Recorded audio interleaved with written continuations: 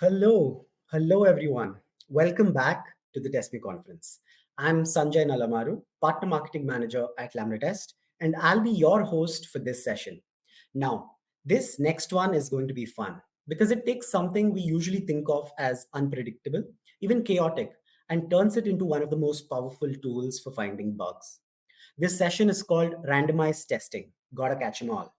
The idea is simple. Chance does things well.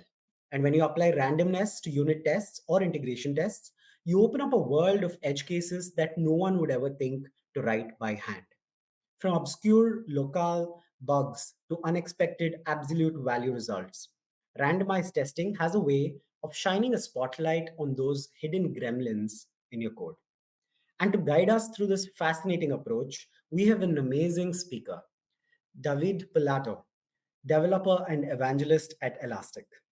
David is a passionate technologist and a community builder. He created the French Elasticsearch user group, speaks at conferences worldwide, and even runs brown bag lunches, Mhm. informal knowledge pack sessions that spread open source learning to more teams. He's deeply involved in making developers push Elasticsearch and its ecosystem to new heights. And today, he's going to show us how bad luck in testing can actually be your best friend. Before we dive in, just a couple of quick notes for the audience, David. If any of you have any questions, pop them into the Q&A box. David will tackle them at the end. And of course, don't forget to share your light bulb moments on social media with hashtag TestMuConf. We'd love to see your biggest takeaways. All right, David, let's get started. Please welcome David Pilato. Hello. I'm going to share my screen now. So, welcome to this session first. Yeah, here it is. Um, so, here is the thing. So, you already introduced the content, but I'm going to take it again. So, you are probably listening to this talk because you are writing code. I hope so. And I believe that you are also writing tests, maybe unit tests, integration tests, most likely. And maybe you are also writing your tests before writing the code, which is fixing the issue or introducing a new feature. Like myself, I love doing TDDs, which stands for test driven development. Maybe you are checking as well the test coverage, like at every commit, every day, every week, every year, maybe. I don't know. I was doing that in the past, to be honest, but I stopped it because it was bringing more noise than actual useful reports, in my humble opinion. But okay, it's there. If you are doing that, then that's fine as well. Maybe you are using something like Infinitest to test continuously your changes. As soon as you write your changes, the tests are running again behind the scene. I like this a lot, although I'm not using it on some projects because my projects, some of them are not modularized enough. So running the integration test on the whole suite takes too long, so I have to disable that sadly. But otherwise, I really like it. And actually, if you are using IntelliJ, now you don't have to install this plugin anymore because IntelliJ added the support for it natively, so it's there now. Probably you are running all your tests and all your code, the build of your code using a continuous integration platform. Anytime you are writing a PR, then all the tests are running. So sometimes it's failing, but that's okay, I guess, because this is the way to go. So your CI is green almost all the time. So all is good, right? So why this talk? So you are confident enough to push your code to production. And this is actually a real footage from a rocket launch named Ariane. It was a major upgrade from version 4 to version 5, and it happened in 1996. And this video is from the first launch of Ariane 5. After some seconds, the rocket started to change its direction, and an operator on the ground decided to make the rocket explode as the process was written. And it was the best decision to avoid any casualties like crashing on population, for example. And the problem here is not the explosion of the rocket, but the fact that the rocket changed its direction. The problem on this launch is kind of close of what we saw in a Lucene test case. So Lucene is the Java library that we are using in Elasticsearch behind the scene. And we, Elastic, are one of the main contributors of this fantastic library. So here, what we are doing, we are generating an integer, and we want to compute the absolute value of whatever input is generated between two values, so the minimum integer values and the maximum integer value. And obviously, we want to check that this value, the absolute value, is always greater or equal to 0, right? But actually, when you run the test, in some conditions, you will see that the test is failing because we are expecting a value equal to or greater than 0. But actually, the absolute value which has been computed is a negative value. It's the big number on the left here. It's just like the Ariane 5 rocket launch. What happened there was that a sensor was getting too high values, which were stored in a byte or in an int. And because the value was too high, it became suddenly a negative value, which changed the direction of the rocket as it has to compensate the values. So how to catch such a behavior? Are you used to test this kind of weird values that we are almost not using? Is that what you are doing? So welcome to my talk about randomized testing. What we want to do here is to catch all the possible bugs, like we want to catch all the Pokemons. That's the logo here, you can see. So I'm David Pilato. Thank you for the introduction previously. I have been working at Elastic for more than 12 years, and I used to be a developer on Elasticsearch, who is, in my opinion, but I'm totally biased now, it's the best search engine out there. On the slide, you can see my LinkedIn account, my Twitter account, also my blog, and the QR code that you can see is the link to the presentation. But I will share that also at the end of the presentation, including in the chat, so you will have access to all that. No worries. So let's talk about the bug. Not the bug of Ariane 5. I will take another example for a bug. So before Elastic was even a company, I created a project which is sending PDF document, open office document, images, or whatever file you have on your hard drive. It sends that to Elasticsearch. So it gives the power of search within your documents, including OCR. And it's a super popular project with more than 1,000 stars and around 50 contributors, actually.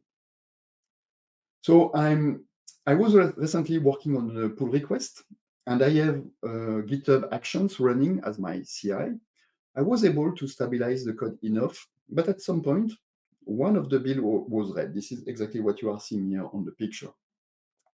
This caught my attention because I knew that I modified here only the documentation or something which should not have any impact, like removing a semicolon which is not used or something like that. So I look at the details of the failure, and actually this problem was happening during a unit test, not an integration test, but a unit test. And maybe I forgot to test the code before pushing my code to GitHub. Yeah, it's probably true because I was just modifying the documentation, so probably I did not check locally. So what I did is I looked actually at the error message and the code as well. So the error message was, I have a null pointer exception here because when I'm calling elasticsearch.setIndex, the Elasticsearch object is actually null. And if I look at the code, it was a unit test here, and the code was super obvious. I was loading something, so some settings, and from these settings, I was trying to get the Elasticsearch object. That was weird because so I tried actually to reproduce this behavior on my laptop locally, but it was not failing. Get Elasticsearch was not null. So why was that happening here? What is happening? So I looked back at the Maven failure report, and here is what I saw. The log invited me to run a given command line. And when I run this command line locally, then the test failed again. And as you can see in the command line, what I'm setting here is a local value, like AZ here as the local value. So the local here is something important. We do have a specific context where it fails versus where it does not fail. So should we write all the possible contexts when we test? Like, okay, I'm going to test for the SR local, for the AZ local, for the English local, for the whatever local. Actually, I checked and on Wikipedia, and there is more than 1,000 possibilities. So how could we test all that actually? No, we don't want to do that, probably. So welcome to Randomized Testing Framework. It's a framework built by 𝐾𝐚𝐯. It's an extension for 𝐾Unit, so it's Java here. But I think you have the same principles available for other languages, I guess. So it alters the context of the execution of the test, like the local, but also the time zone, and it provides some other features that we will be covering.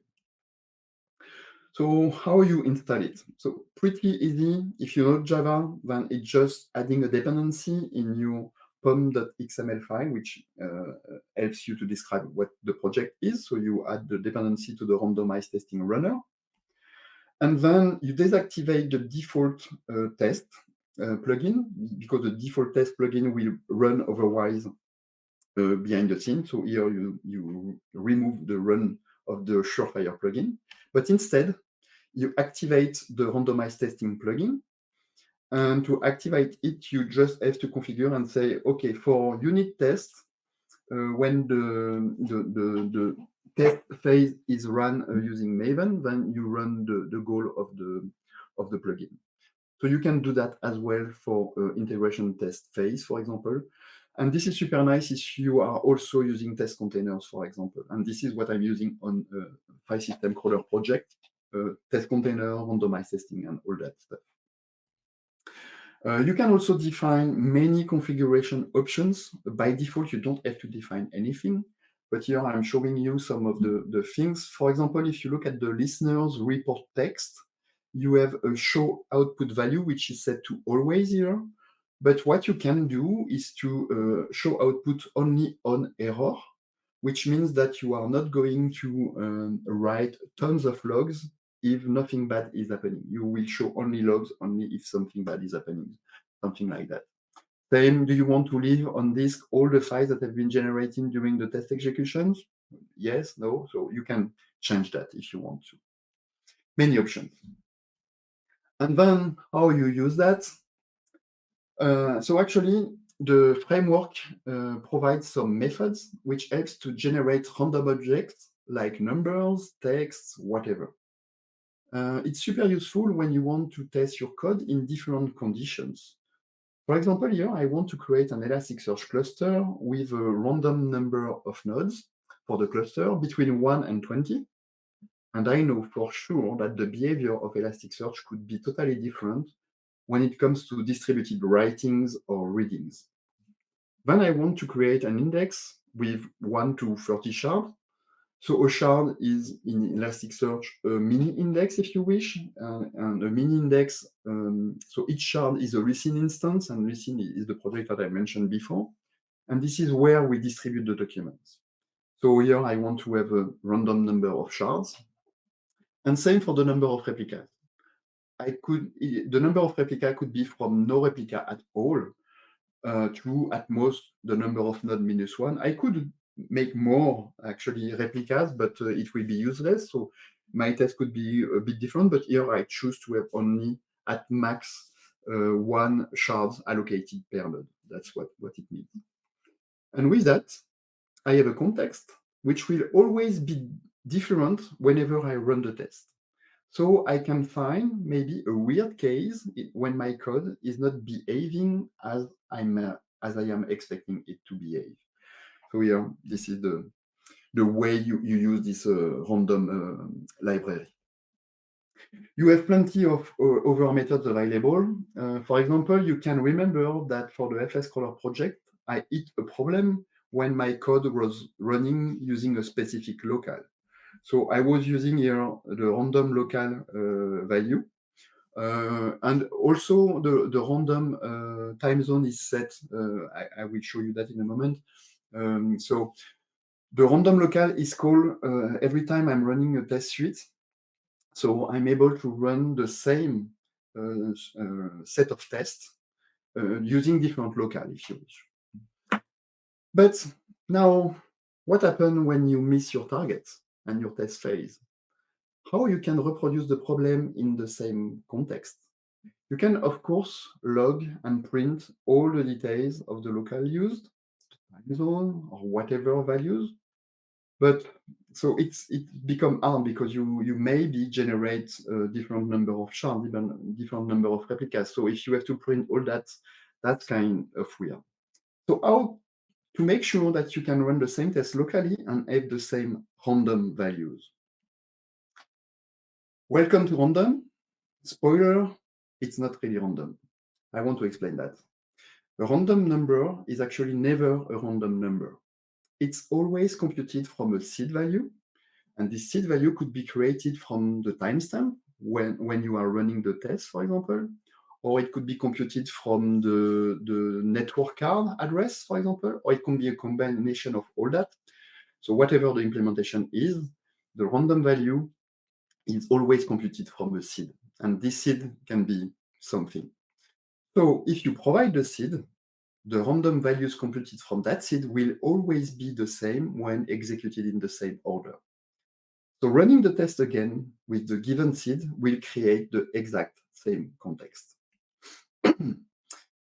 If we look at this example, for example, if we look here, we want to use a random generator, and we are asking for the first int generated by this random generator. And we want to test that this number generated by the generator is equal to this value. Obviously, in almost 100% of the test, that is going to fail, right? Because this value won't never and probably never be that value. But if you are setting the seed, which is here the value that I set, so 1, 2, 3, 4, 5, then this test will pass every time we run it, because the next int computed from that seed will always be this value. So this is how random is working behind the scene. And this is basically what we are using within the randomized testing framework. Here we can set and define the seed value that we want to pass. Actually, you don't have to configure that. This is available by default, but you can if you want to. In the logs of my FSCrawler project build, there was actually more information, and in addition to the local value that we saw and the time zone generated, there was also the seed value that was used when my test was failing. So that means that I can reuse that seed exactly and provide that seed value. And when I will use that seed, I will be in the exact same context that we saw before. So I don't have to specify the local and the time zone because it will be automatically set from the seed actually. You can also annotate a test if you want to have this test running with a specific seed. So let's imagine that you found an issue here for me with this local AZ, for example, then I want to run this test with this seed exactly, because I know that this seed is going to reproduce the bug that we saw previously. So that's super useful as well. Sometimes you could repeat the same test multiple times within the same run. If the test is fast enough, like milliseconds, for example, so maybe it can be useful to run multiple times the same test instead of having the CI to run it again and again and having the same coverage, I would say. So here I set it to repeat an iteration equal to 10. So I'm running 10 iterations. As you can see, the result on the left is obviously different for each inner run, if you wish. What you can see, sorry, on the right, I said. Now, what you can see on the left now is that the seed value that is computed, so the root of the seed is always the same. And for each sub-test, we are computing another seed value. So that's how it works. So if you have an issue at some point with one of the tests, then you can just provide the full seed here, and it will automatically execute the test only for this context. So the first part of the seed is the static context, if you know Java. So when you are using annotation like before class and after class. And the second seed is set from the static seed, but at every run. So it's for the test context itself. So with the before and after annotation, if you want. Something about the local. Here, what I did, actually, I changed a bit the way my tests are executed. So I define a properties named testLocal, which is set to random by default. So if I'm not setting it by default, the value is local. And I'm injecting that as a system property within my run. And what I do in that before class methods here with setLocal, if the system property for testLocal is random, then I'm using the random local method that I mentioned before. But if not random, then I'm using the value set by the user to define the local that I want the test to run with. And after the test, I'm removing everything and getting back the default value. So with that, when I'm running this test with local here, I just want to format the date, which is the date of now. And then if I'm running the test once, because I'm using random, the first local computed will be, for example, this one, and that will be the format of the time printed here. And on the second run, I will have another local, so another way to display the date. If I want to force the date, then I can just pass on the command line the test local fr-fr, and then on every run, I will have always the same value again and again. Also, you can also do things frequently or rarely to make sure that for some run, you also test in another context without the need of copy, pasting the test and running in another context itself. So for example, here, what I'm doing, I want to run what we call a bulk operation on Elasticsearch. So a bulk is a batch of index operation, if you wish. And instead of sending one request per document, we want to batch the documents and say, for example, I want to send 1,000 documents within only one call to Elasticsearch. So this is what bulk is. So here I want to test a random bulk size between 500 to 1,000, for example. So for every bulk iteration here, I will add a document named English plus the step where am I here, and I will generate an object that I'm going to send and index into Elasticsearch. And here, very frequently, which means not 100% of the time, but frequently enough, I will add another document named French plus something. And very rarely, I want to shut down the node number one while I'm running and I'm injecting new data into Elasticsearch. So shutting down the first node of the cluster while I'm injecting documents could be something interesting to run sometimes, and maybe it will uncover some bugs and interesting bugs actually. So that's a way to do that. But also the framework provides some interesting features. Like if you look at this test, I want to generate a random Boolean. So it will be either true or either false. If I run this test, obviously it will fail half of the time, I would say.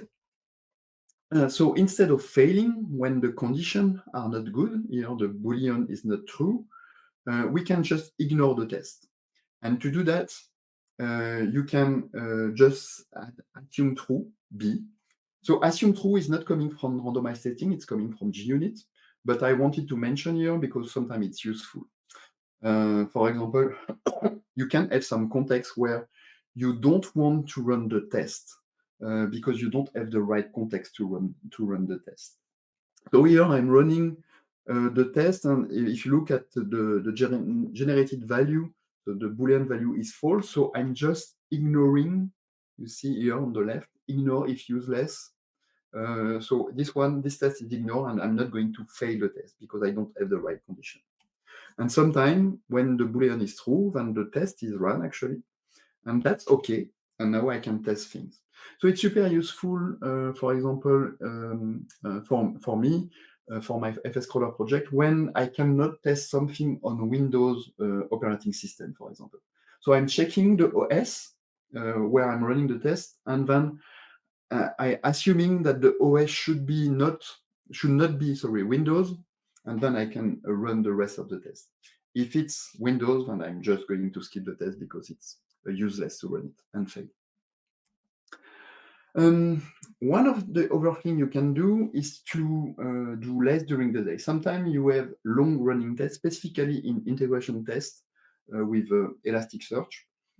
So here, same thing as before, I'm running like something like a bulk size. Actually, I'm not running a bulk, but I'm slipping the thread and the loop for a value between 100 and 10 seconds, for example, for each run. So probably this test will take a long time to run. And instead of running that when I'm running my test locally on my laptop, maybe I just want, or maybe when I'm sending a PR, I want to have a fast result. So instead of that, I can annotate the test with nightly here, as you can see. And because the nightly test group is disabled by default, then this test is going to be skipped directly. What you can do is to provide the test nightly parameter to the run, and then it will run actually your test, right? So you can do more during the night if you wish. So, for example, this test took 50 seconds to run. Why not? But sometimes you don't want to wait too long for the test, so you can also set a timeout for the test to run. Like, okay, so after 10 seconds, for example, I want the test to fail because it's not normal that the test is taking more than 10 seconds, for example. So instead of waiting to it to fail ultimately, which is we have a default value for timeout, maybe it's 1 minute or so, you can then change the timeout value if you wish here. Also something, one of the benefits of this framework, and this might not apply to other languages than Java, is that you can detect non-terminated threads when you close the test suite. Normally, when you start a thread in Java, you should close it when you exit the application. And here, I'm just doing a while true and creating a new thread and running the thread, starting the thread and never closing it. So with randomized testing framework, when I run this test, sorry, I will see that actually I have a thread which is leaked, and indeed I did not close the thread properly. So with this check, I have been able to find so many threads that were never stopped nicely by my code, but stopped the hard way, which is probably bad when you think of things you should have, like commit to disk or send data to Elasticsearch before actually stopping the JVM process. Maybe you can lose some documents. So I discovered a lot of bugs because of that. So that was super useful. Sometimes you are running a third-party library, and this third-party library is starting threads, but not coding threads the right way, and you cannot do anything about that. So you don't have access to this code. So what you can do in that case, and I have to do that in some corner case conditions, is to ignore a specific thread. So here I'm using thread leak filters here, and I'm defining this inner class here, which is a thread filter. And if the name of the thread is friendly zombie, for example, which is the name I use here, then I'm going to just ignore and the test will run perfectly. One of the other cool thing that I found with this framework is the execution order of the test within a suite. Normally, when you run a test, you are running test, maybe it's alphabetic sorted. You are running that by the name, or you are running that by the way it's written in the Java class, for example. So it's always the same order. But with this framework, the tests are running in a random order. So anytime you are running here, you can spot the difference. This is only 2 different runs. It's running in another order, and it helps to uncover bugs. Like, let's say you have already created an index template in Elasticsearch, and then within a given test, you are pushing some documents in another test. What would happen if you first send the documents, then push the template? So making your test running in a non-predictable order is definitely helpful. And I saw a lot of bugs thanks to that as well. So let's go back to the bug I mentioned before. So you remember this one? The Elasticsearch inner object of the settings here was null, actually. So what happened to my code? I'm using, behind the scene, a third-party library named Gestalt, and this one is loading a configuration from the file system. This is exactly what is happening behind the scene when I'm calling here fs settings loader.load. It's loading the configuration from the file system. From the failure that I saw in my test, I was able to create a full reproduction script because I knew that when the local is set to AZ, there is an issue. So I was able to provide and document that behavior, which is weird because probably nobody but the people who are living in this country would probably find this bug, right? So here, with this local, when I'm running the same exact test, the only thing which is changing here between the 2 tests is here the language tag here, which is AZ here and alpha here. When I'm running the first one, this one is failing because I'm checking that Elasticsearch object is present. And when I'm running that with the alpha language, then the same exact code is passing here because, yes, the Elasticsearch value is present. So I was able to open an issue with that. And it happened to be a problem when they are actually because they are running a regular expression behind the scene. And they did not set the local properly, which had some side effects. So instead of setting the local you are working with local.root, for example, to have a consistent way, they were relying on the local set by the user. And that changed the behavior. So that was funny thing to see. And by the way, open source projects love that when people are finding issues like this one. So like myself, if you are finding an issue with my file system crawler project or on Elasticsearch or wherever, please document the issue the best way you can, like providing a way to reproduce your bug, for example, is super useful for the project owners. So do that. So the PR was merged at some point, and I was able to confirm the behavior by running the test again with the initial seed again, and then it passed. So that was perfect. One, by the way, to make sure that the test was fixed before the test was actually fixed, what I did, I created a test here with the seed that I was using before. And this is one of the advice that I can also share with you, is that I was running a test here when I'm loading again the settings and I'm trying to call get Elasticsearch, and this one should raise a null pointer exception here, and this is expected here, right? So this test here, if I'm running this test in this condition, it's not going to fail because I'm actually expected a null pointer exception. When the library project owner fix the project, then I can upgrade the library on my project. And what is going to happen? This is going actually to send, not to send a null pointer exception, but to work and to pass. So then I'm going to say fail, because the project has been upgraded and probably they fixed the issue. So instead of having, when you are upgrading a third-party library and the patch is upgraded, but you are not aware of it, so you can run a test like this one, and then it will fail when the project is fixed. So it's not a silent upgrade anymore. And I found that super useful, actually. So that's a tip for you. I want to speak about limitations. And actually, I should remove the S on limitation, because I found only one limitation so far on this project. The limitation I saw is that they are supporting only JUnit 4. And sadly, JUnit 5 have been around for years now. So there is no support of JUnit 5. That's the problem.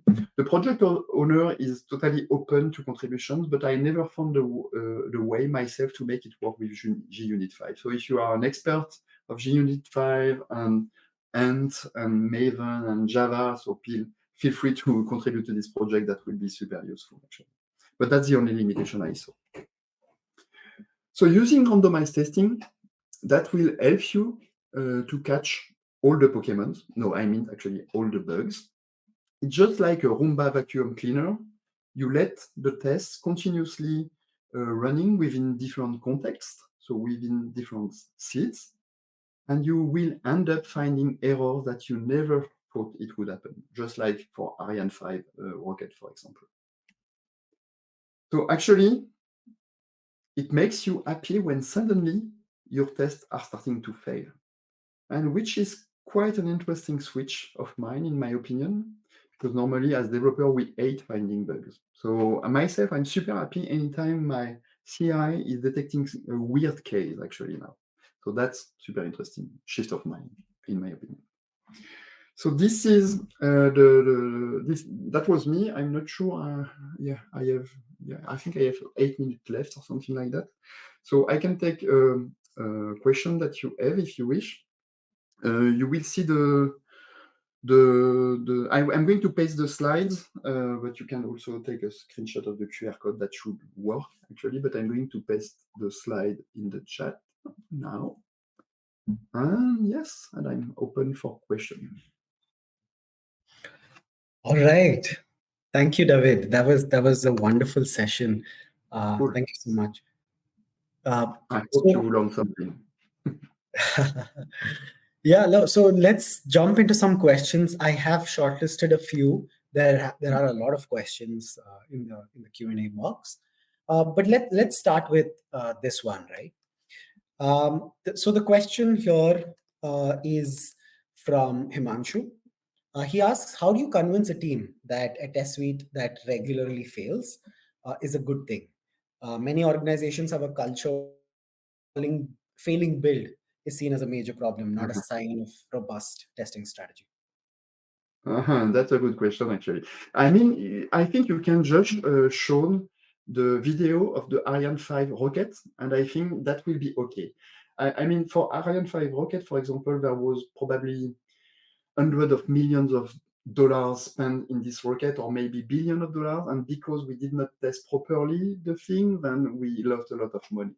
So in software development, obviously, it's probably less money that is spent when you are failing something.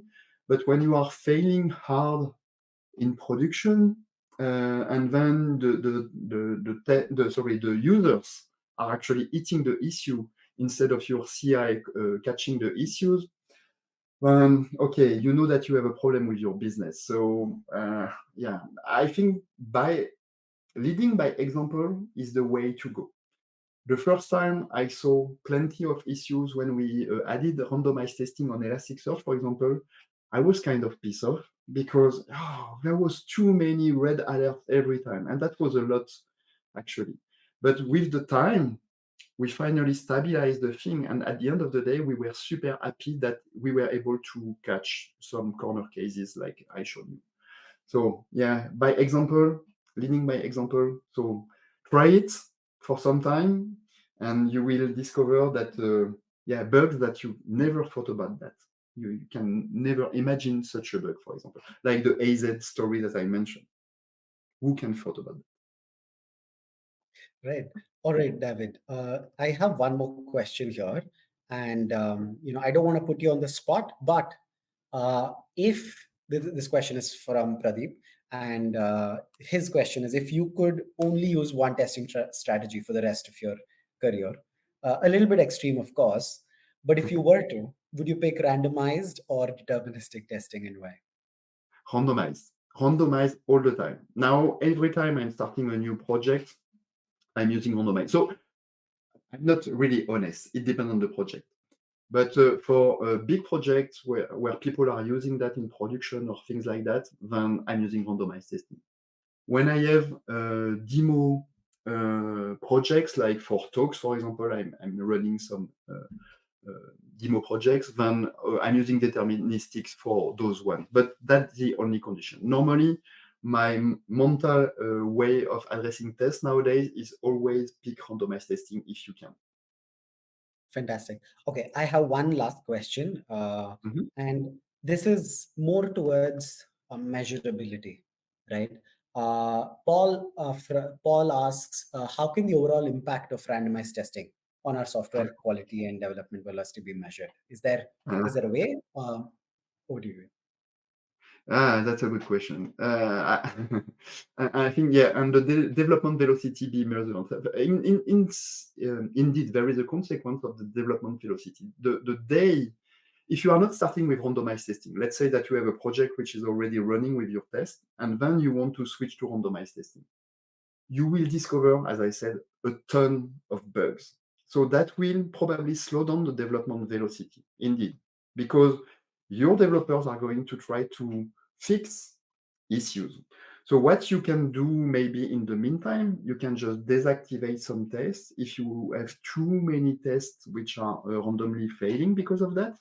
So that can happen, and I think we went through that situation, and we skimmed all the most important tests first, and then we tried to fix the other ones. So it has an impact indeed, but for the quality, the software quality, the impact is really positive. You cannot really measure that, maybe by the number of issues that are reported by the end users instead of reported by the CI integration. That's the only number you can probably measure. But yeah, my experience is that you will see much better quality in the future if you adopt randomized testing. All right, then. David, I think that brings an end to this wonderful session. A big thank you again to David for showing us how randomness isn't a bug. It's actually a feature when it comes to testing. And thank you to all of you for the great questions and energy during the session. Before we wrap up, I just have a few reminders, David. I'll just go through the reminders and give you the last word as Sure. well. Yeah. So keep, a few reminders for everybody, which is that, keep sharing your takeaways on social media with the hashtag TestMuConf. And don't forget to tag David if you'd like to connect further. If your question didn't get answered, and I saw a lot of questions in the Q&A box, no worries. The discussion continues in the Lambda Test community. You'll find the link in the chat. Recordings of this session and all others will be available after the conference for you to watch on demand. And don't forget to explore the partner booths, the expo booths, and contests that are running in these booths as well during the breaks, because what's a conference without some exploration and fun, right? Thanks, David. Any closing thoughts before we end the session? No, thank you for your attention. Thank you for inviting me. That was a great way to explain randomized testing, and I hope that you will be adopting that in the future. Take care, Thank go.